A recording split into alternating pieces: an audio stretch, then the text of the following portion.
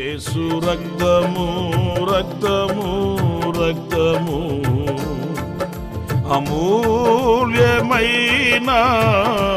రక్తము నిష్కళంకమైన రక్తము అమూల్యమైన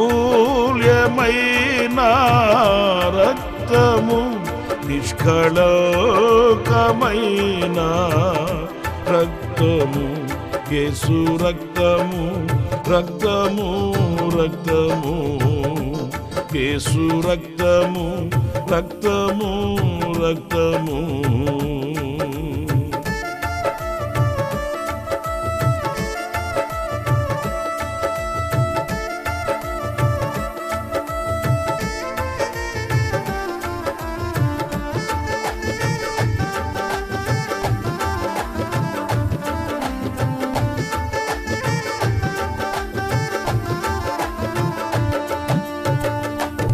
మన సాక్షిని శుద్ధి చేయును మన యేసయ్య రక్తము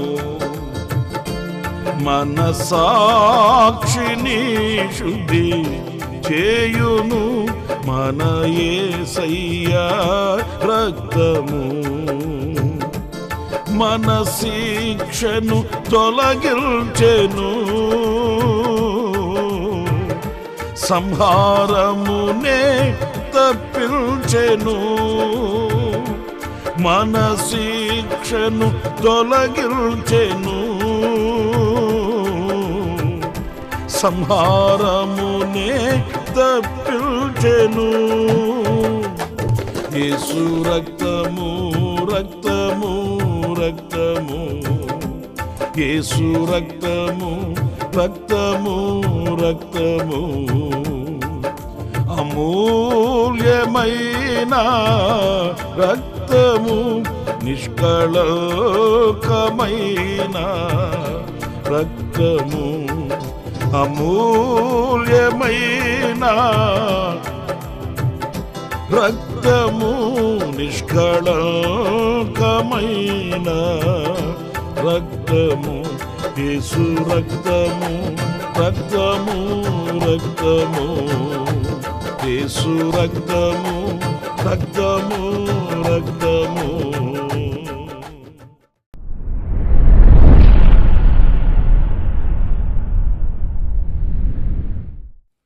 ప్రైజ్ ది లార్డ్.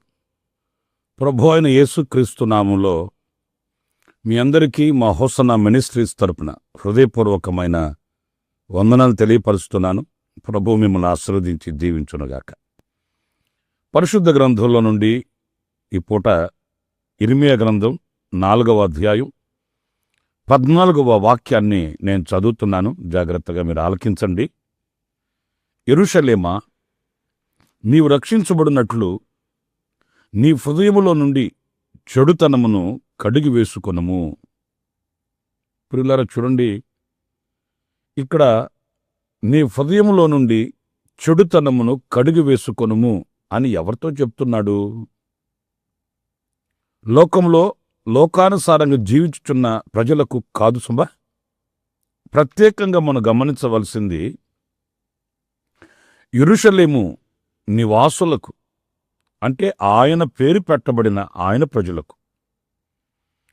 ఆయన పేరు పెట్టబడిన ఆయన ప్రజల హృదయాలలో కూడా చెడుతనం ఉంటుందా అని అంటే ఉండబట్టియే కదా ప్రవక్త ద్వారా ప్రవచించిన ఈ ప్రవచన వాక్కుల యొక్క అంతరార్థం.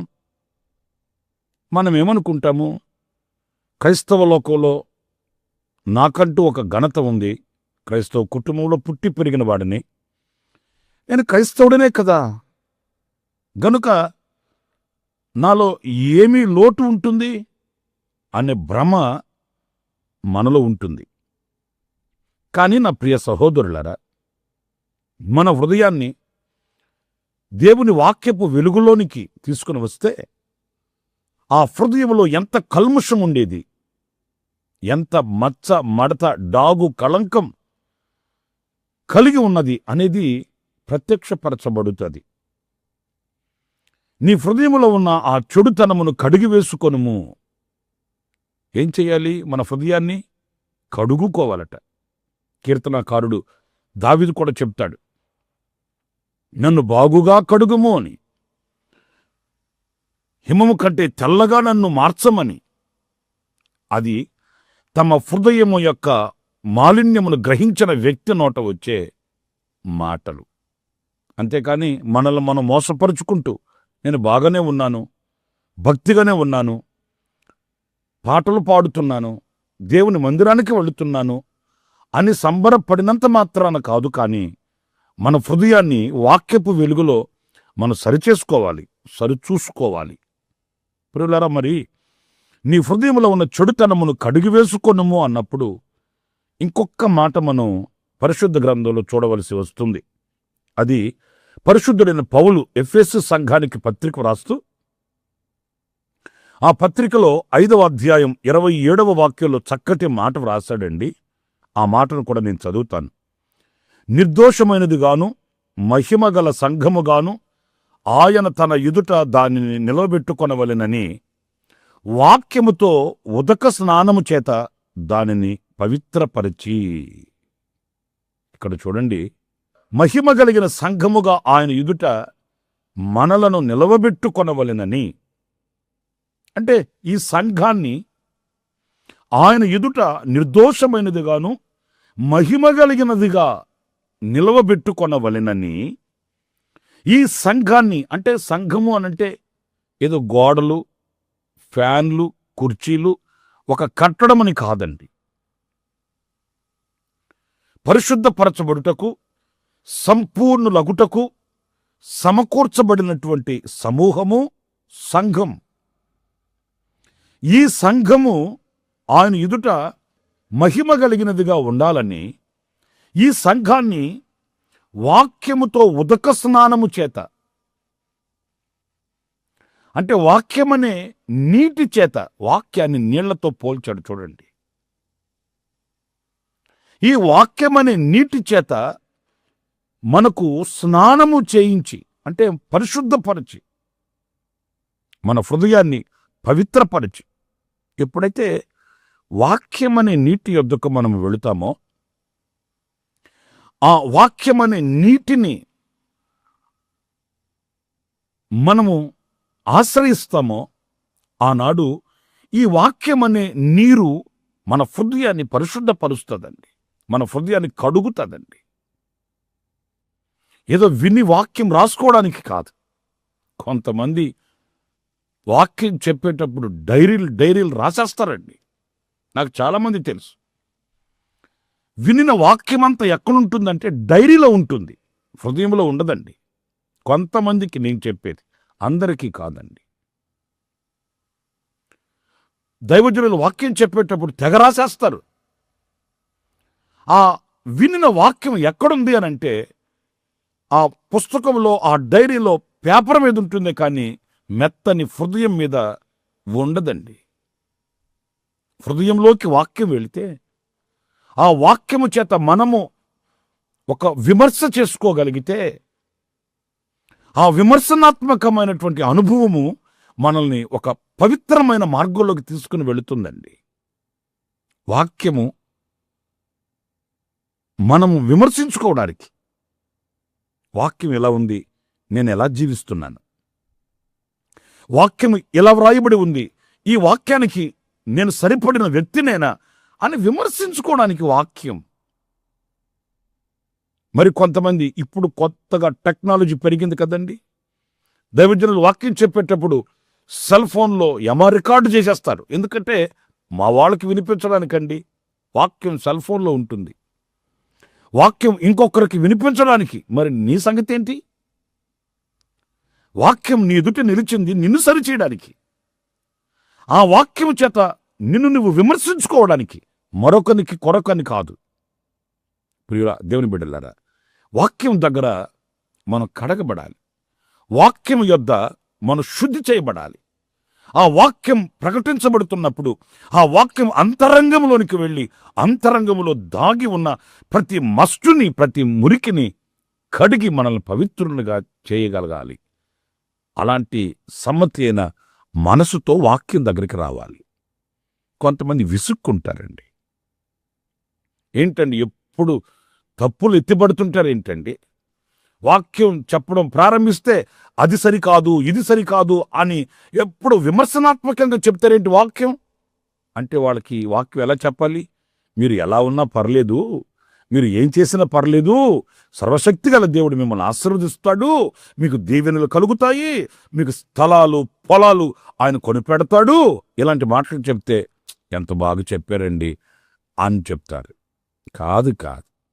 వాక్యం మనల్ని మనం విమర్శించుకొని మనం శుద్ధీకరించబడుటకు, మనము పవిత్రపరచబడుటకు, ఈ ఉదక స్నానం చేత ఆయన సంఘాన్ని పవిత్రపరిచి ఆయన ఎదుట నిలవబెట్టుకొనుటకు అనేది ఈ వాక్యం మనకు చెప్తున్న సత్యం. మరి ఈ రోజున ఆ శుద్ధీకరింపబడిన వాక్యమని జలములతో, వాక్యమని నీటితో కడగబడిన హృదయముగా, కడగబడిన వ్యక్తులుగా మనం ఉన్నామా?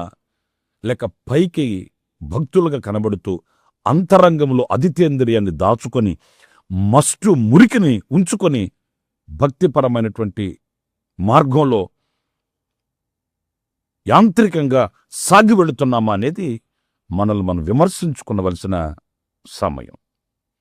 ఇంకొక మాట కూడా పరిశుద్ధ గ్రంథంలో యోహాను రాసిన మొదటి పత్రిక 1వ అధ్యాయం 7వ వాక్యం చాలాసార్లు మనం చదువుతుంటాము.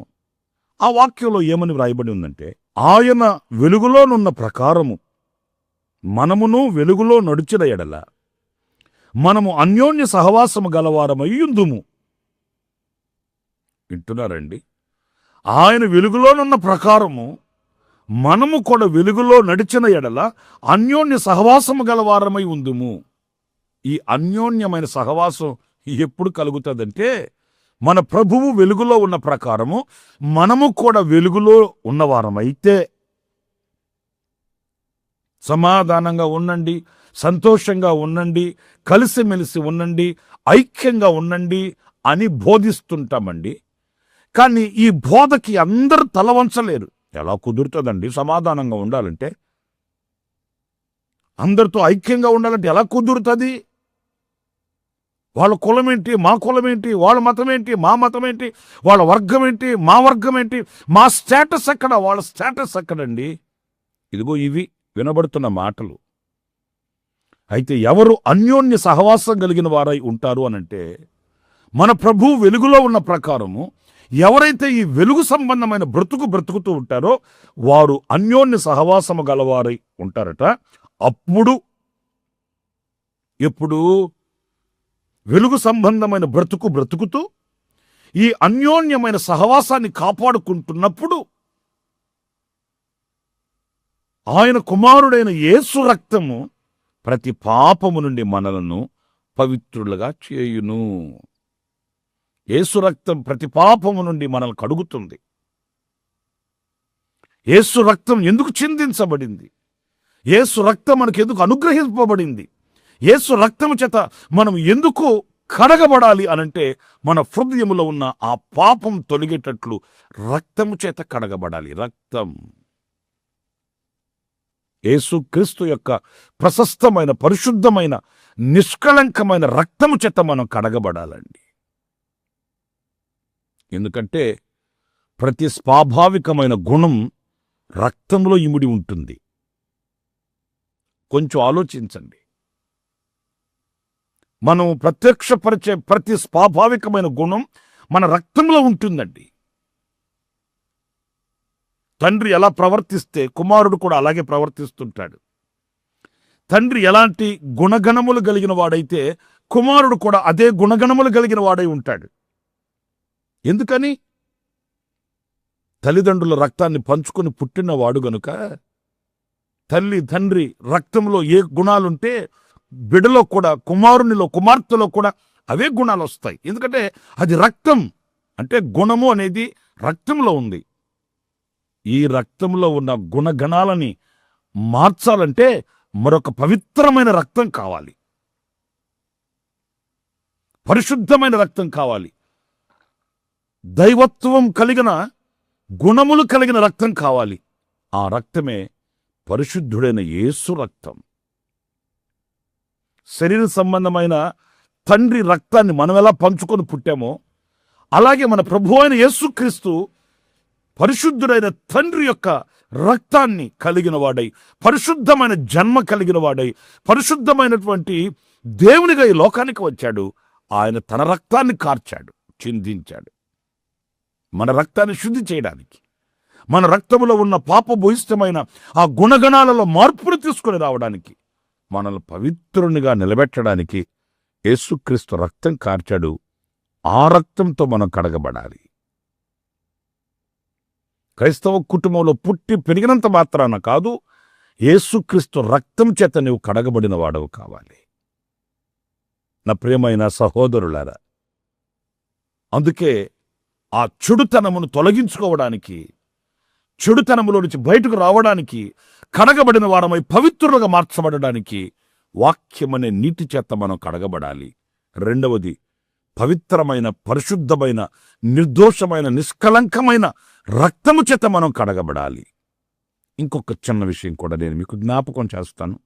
పరిశుద్ధుడైన పౌలు కొరింథీ సంఘానికి వ్రాసిన మొదటి పత్రిక 6వ అధ్యాయము 11వ వాక్యం, మీలో కొందరు అట్టివారై ఉంటిరి గాని ప్రభు అయిన యేసుక్రీస్తు నామమును మన దేవుని ఆత్మ యందును మీరు కడగబడి పరిశుద్ధపరచబడిన వారై నీతిమంతులుగా తీర్చబడితిరి.